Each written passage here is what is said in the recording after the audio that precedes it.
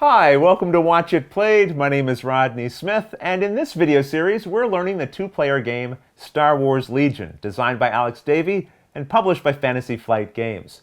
In the previous videos, we saw how to assemble your miniatures and customize your armies, but here, we're going to learn how to set up the table to play a game. And in the Learn to Play document included with the core set, you'll find instructions for both setting up a learning game and a standard game. And since I'm here to guide you, we'll just jump straight to a standard game. And the first thing that you have to do is establish a 6-foot by 3-foot playing area.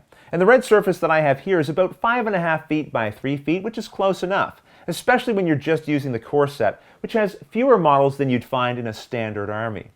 The next thing you have to decide is what kind of terrain you're going to use. The game comes with 8 barricade terrain pieces like this, and rules are provided for how they work in the game that we'll go over in a later video. But players are also encouraged to use their own custom terrain, which could be as simple as setting out books or boxes on the table to act as buildings or walls. Or you might have some hobby terrain or a playmat, like I have set up here that I purchased from GameMat.eu, which provides a lot of pre-painted structures and natural elements for your games. Either way, the important thing is that players agree on what type of terrain each piece represents so they know what rules apply to them. For this, there is a Star Wars Legion rules reference document available freely online that covers rules for the various types of terrain you might choose to play with. So refer to that document based on your particular needs. For now, though, we're just going to keep it simple and use the barricades that come in the core box. But whatever you use, players will now cooperate together to set up the table in a way that appeals to both of them.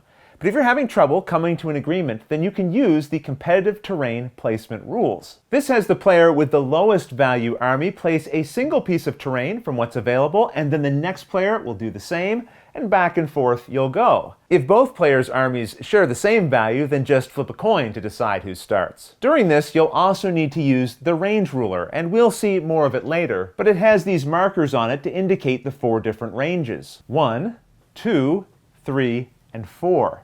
When using competitive placement rules, each piece of terrain placed on the battlefield must be a distance beyond the range 1 measurement from all other pieces of terrain. And if that's not possible, the piece can be placed anywhere as long as it doesn't touch another terrain piece. With that step done, the person who has the lower valued army will now choose to be known as either the blue or red player, and then the other person will become the color not chosen. Again, if both players have the same valued armies, then just flip a coin. Whoever is blue picks one of the long table edges and sets their army near it, with their opponent on the opposite long edge.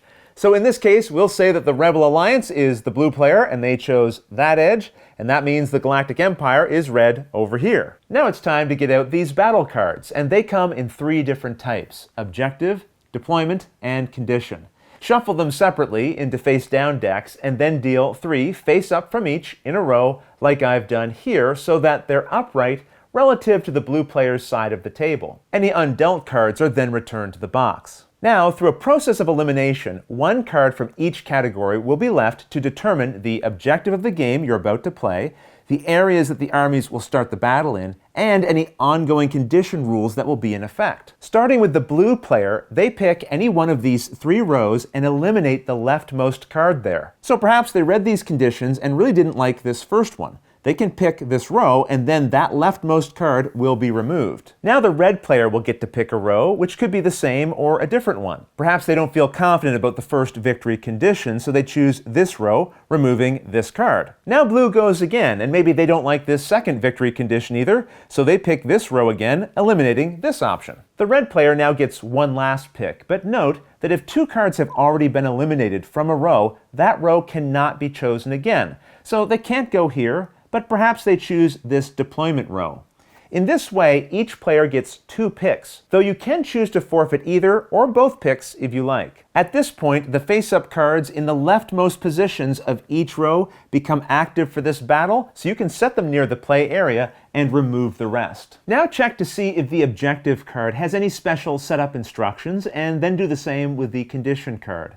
And we'll discuss the rules related to these in a follow-up episode. But if you'd like to keep things simple for your first game, as we will here, you can agree to use these 3 cards, which have the fewest rules to follow. Either way, starting with blue, players now take turns placing a single unit from their army into their respective deployment zones until all of the units have been placed. The blue player's zone takes up this area of the table, and the red player's takes up this area. When you place a single unit on the table, remember this will include all of the models that came with that unit card and any provided by its upgrades. The deployment zone doesn't just show the shape of your deployment area, but also its size.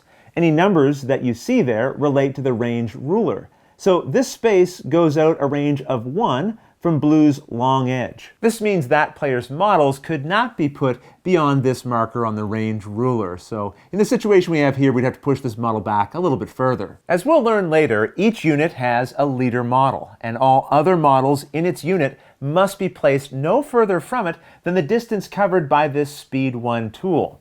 This is known as unit cohesion, and we'll learn more about this in the next video. To help you keep track of the deployment zones, particularly the more complex ones, you can make use of these included deployment markers to temporarily outline areas during the setup. Also, if your army has multiple units of the same type, like we have with these 2 rebel trooper units, you'll want to be able to easily distinguish which is which on the battlefield. And to do this, you can use these included ID tokens, placing one on the unit card and a matching number by the unit on the table. Either way, once all the units have been placed, the blue player should take this round counter and set it to 1. Then nearby, you'll want to place all the related tokens, dice, and measuring tools which are included in the core box. And that's the setup. In the next video, we'll get into the full rules of the game. However, if you have any questions about anything that you saw here, feel free to put them in the comments below, and I'll gladly answer them as soon as I get a chance. But until the next episode, thanks for watching.